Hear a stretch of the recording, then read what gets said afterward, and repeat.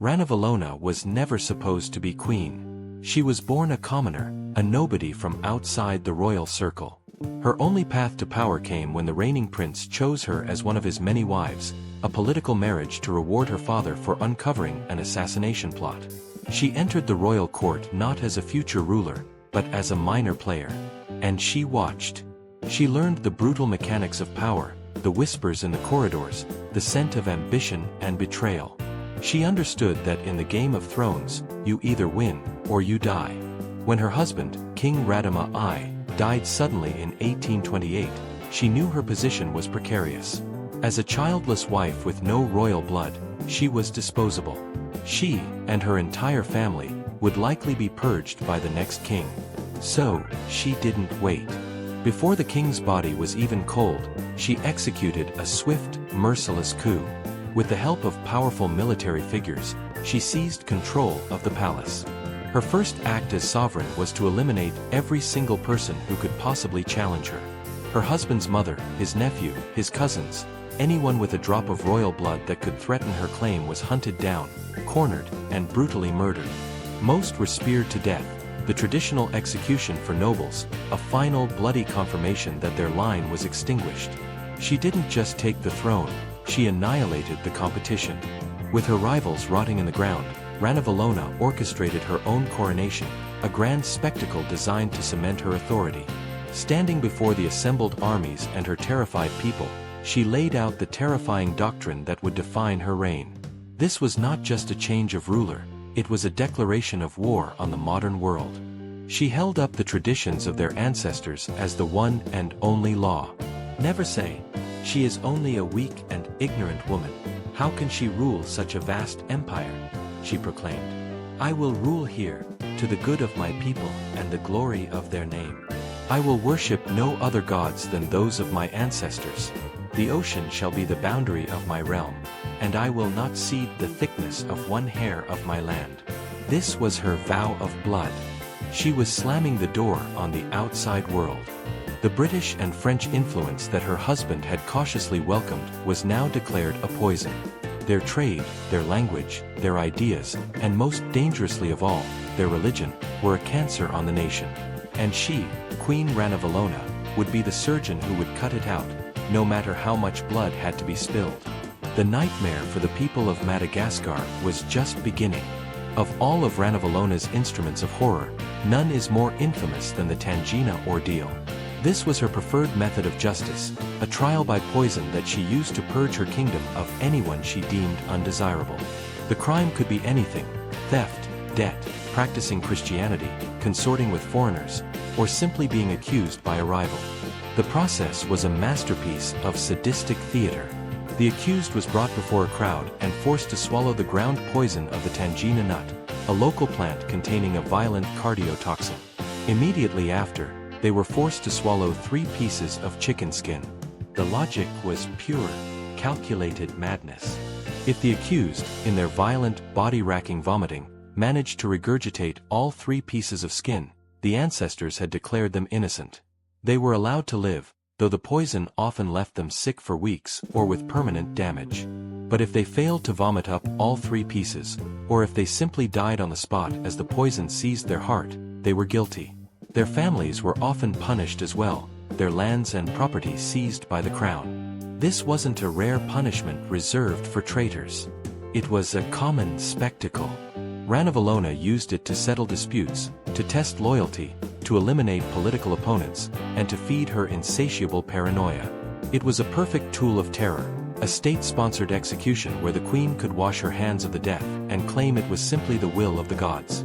Ranavalona had immense ambitions.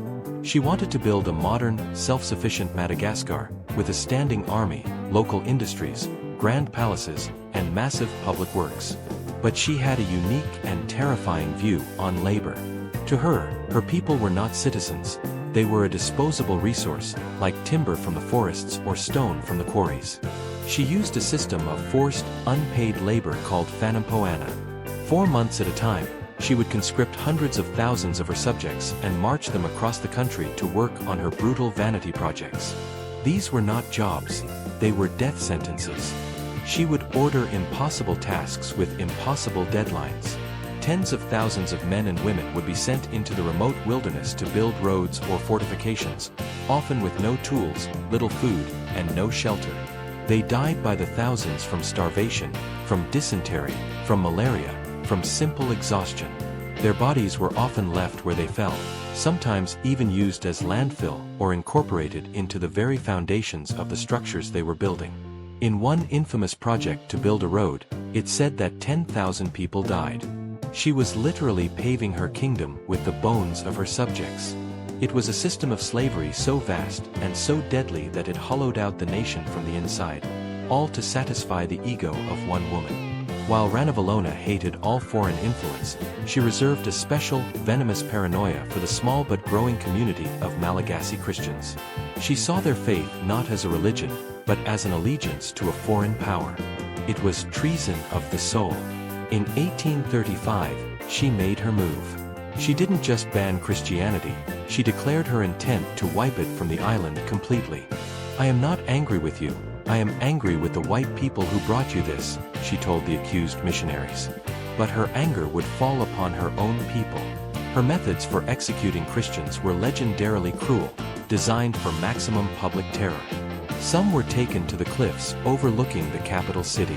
They were dangled over the edge by a single rope and given one last chance to renounce their faith and swear allegiance to her ancestral idols. When they refused, the rope was cut. Others were burned alive at the stake, their hymns reportedly audible over the crackling of the flames. Some were thrown into pits of boiling water. Some were subjected to the Tangina ordeal. It was a systematic, brutal purge.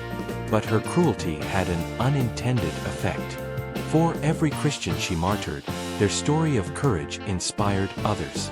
Her persecution didn't kill the church, it drove it underground and made it stronger. Perhaps the most surreal and monstrous expression of Ranavalona's absolute power was the annual royal buffalo hunt. This was no mere sporting event. This was a massive, mobile operation of pure, unadulterated cruelty, a rolling city of death. The queen would set out from the capital with an enormous entourage. Nobles, servants, soldiers, and artisans, sometimes numbering over 50,000 people. A literal city was constructed at each new campsite. But the real work was done by an army of civilian beaters. She would conscript tens of thousands of ordinary people from the surrounding villages. Their job was to form a vast human net, stretching for miles across the landscape. They had to march through the wilderness, making noise, beating the bushes, and driving all the game in the region, and any unfortunate peasants who got in the way, towards the queen's waiting hunting party. They were given no food and no supplies. 4 weeks on end, they starved in the jungle, dying from exposure, from animal attacks, from exhaustion and disease. It said that for every animal the queen killed, 10 human beings died. The hunt wasn't about the buffalo. It was a terrifying display of power, a reminder to every person in her kingdom that their lives were hers to expend on a whim. It was a human sacrifice disguised as a royal holiday. For 33 years, Ranavalona ruled over a kingdom she had sealed off from the world. She had successfully driven out foreign powers, but at a catastrophic cost. Her policies, the constant warfare, the forced labor, the Tangina ordeals, had led to mass death on an unimaginable scale. Historians estimate that during her reign, the population of Madagascar fell from around 5 million to just 2.5 million. She had killed half of her own people. Famine was rampant, as men and women were taken from their farms to die on her work projects. The economy had collapsed. Society was ruled by fear, where a wrong word or a suspicious neighbor could lead to a death by poison. She had built a formidable army and resisted European encroachment, a feat few other rulers of the era could claim.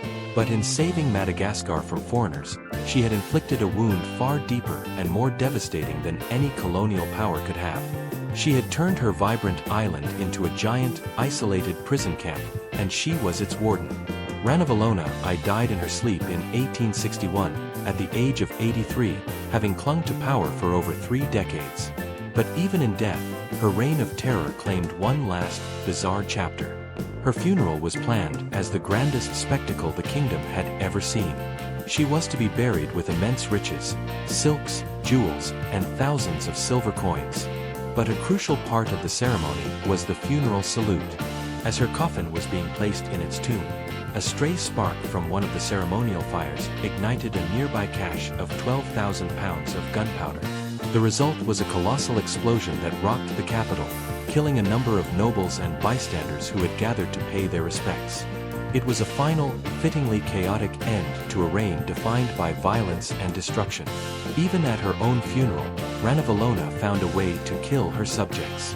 She left behind a legacy of fear and a nation in ruins. She is remembered as the woman who fought the Europeans and won, but also as the monster who devoured her own children to do it. Her story is a terrifying reminder that the greatest threat to a nation can sometimes come not from an outside invader, but from the person sitting on the throne.